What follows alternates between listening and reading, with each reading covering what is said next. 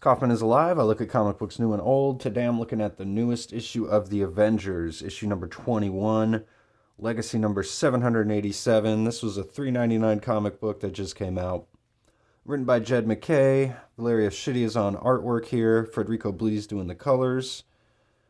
They're the artwork team on the cover as well. So it's nice seeing the interior artist and the cover artist being the same team.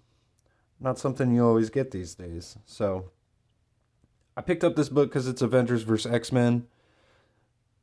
I love the X-Men. I haven't read any of this Avengers line so far from this run in this series by Jed MacKay, but he is also the writer on X-Men. So I figured it might be a good time to kind of peek in, see what's going on here with this Avengers team. Again, I like this cover a lot. Nice design on it. Got Cyclops, Captain Marvel, the two team leaders, kind of battling here. There's this giant X design here with Magneto lurking in the background. Got the Avengers on one side, X-Men on the other. Actually, they're kind of mixed in together here, but it looks like we got the X-Men on top, Avengers on bottom. That's how it looks. So it almost looks like colored pencils or watercolors too with the colors here on this. I'm not quite sure. It looks really nice.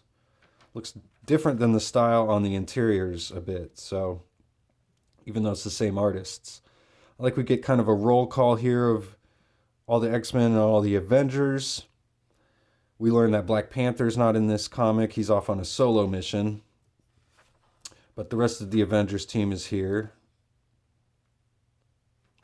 And this is the Alaskan X-Men team, which is where this takes place, at the factory, which is a former Sentinel base that the X-Men have turned into their own base. And we've got the Avengers showing up outside their doorstep here. Captain Marvel's calling for Cyclops. Cyclops says it's over. He's not hiding anymore. We get a standoff here between Cyclops and Captain Marvel. But of course, it's all just for show. They're actually good friends. In the most recent Uncanny X-Men annual, actually, there was a team-up story between Captain Marvel and Cyclops. And with Phoenix off planet, I'm sure Cyclops is getting pretty lonely here. Actually, I'm kind of surprised him and Psylocke haven't already hooked up. But obviously, they're not going to actually battle each other, which is what this all kind of led you to believe with the cover. Avengers vs. X-Men Round 2, it says. But, of course, that's not what we're getting here. They're just going to be going and playing baseball together. So it's a pretty fun baseball game, though. We've got Psylocke. She's starting off pitching. Of course, Captain America hits a long line drive here, but Kid Omega uses his psychic powers to catch the ball, but Scarlet Witch uses her sorcery powers to throw Kid Omega off. We got Captain America sliding into, I'm assuming maybe home plate here on Beast. Of course, Iron Man, he's going to be in full armor mode to when he's up at bat. Juggernaut decides he's going to take over pitching from Psylocke here. So it's a fun game. There's some pretty classic X-Men issues too where it's just the X-Men playing baseball or going shopping. And that's kind of what this issue is. They kind of all set it up to make you think they were going to battle again, like it was Judgment Day Part 2. But that's not at all. They're just having a friendly game of baseball here. I guess kicking back and relaxing in between battling Doctor Doom and the Sentinels. So, of course, Juggernaut, he's got his super strength, so he throws this giant fastball. Tony's trying to calculate the trajectory of it, but it's a strike. And the ball actually goes right through the building behind them here. Juggernaut, of course, saying nothing can stop the Juggernaut supersonic speedball.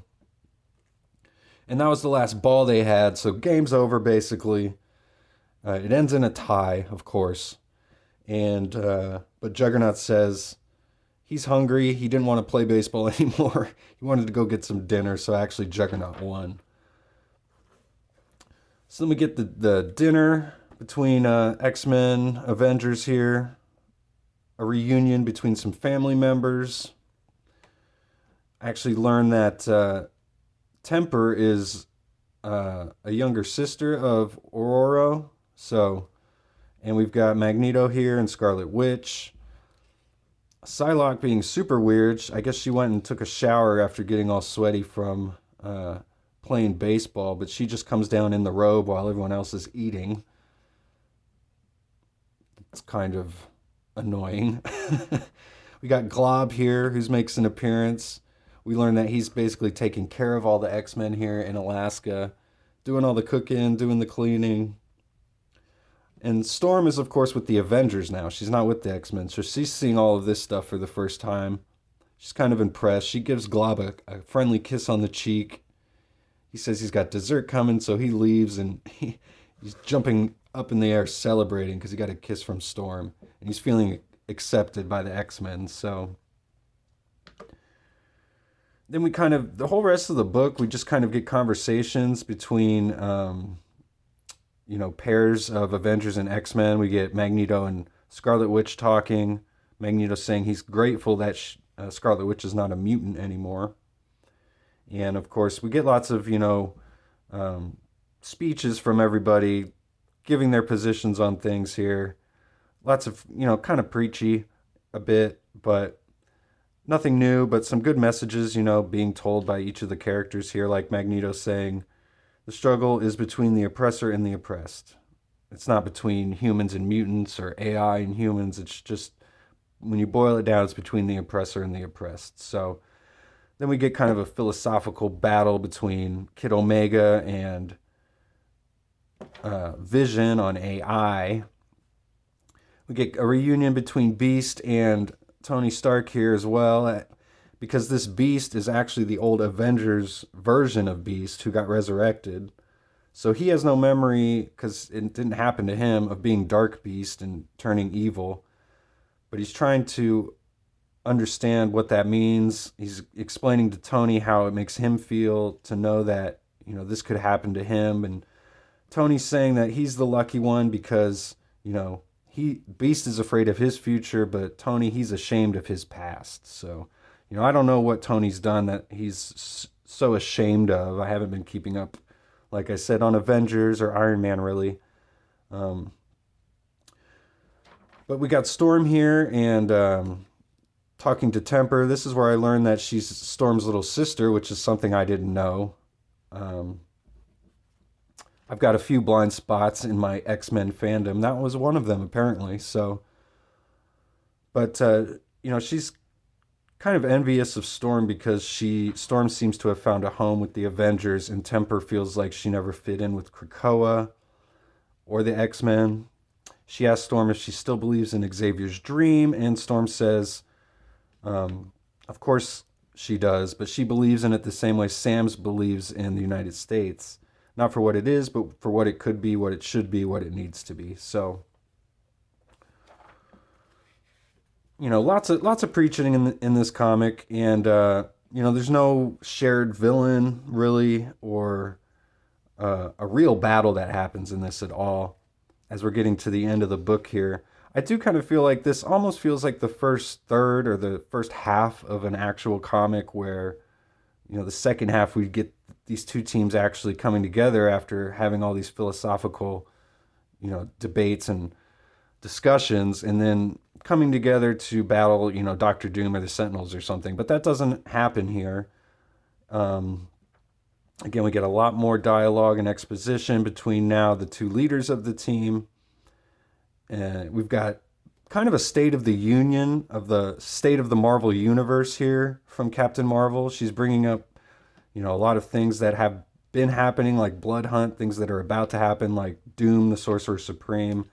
And she just wants to know that the X-Men have the Avengers back, while Cyclops, on the other hand, he's afraid of what's going to happen to their team because of the government perhaps coming after them.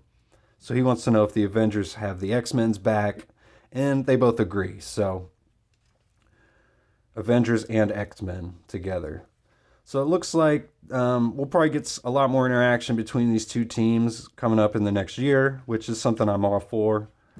Um, this was a fine issue. Although, like I said, I feel like it kind of it feels like the first half of an actual issue. But I really like this cover. The setup was good. The artwork on the interiors is really good. Um, the baseball game is cute. So I'd give this a mild recommendation. I always kind of feel like when I peek in on these other series that I'm not reading, when I just like an artist that's hopping on or some characters that are hopping on, I never feel like I come away going, I need to start reading this book. And that's kind of how I feel with this Avengers book here. So, like last year, I peeked in on Iron Man when he married Emma Stark, or Emma Frost, and she, I guess, became Emma Stark. But I just peeked in on that one wedding issue, didn't come back. There was an issue of the Carnage series that kind of tied into the Venom storyline, and I peeked in on that. Didn't come away thinking I needed to start reading Carnage, so. But I am reading X-Men, and I'll be coming back with a review later of the newest issues of X-Men, so stay tuned for that. And if you like videos like this, please subscribe and like, and I'll see you guys on the next one.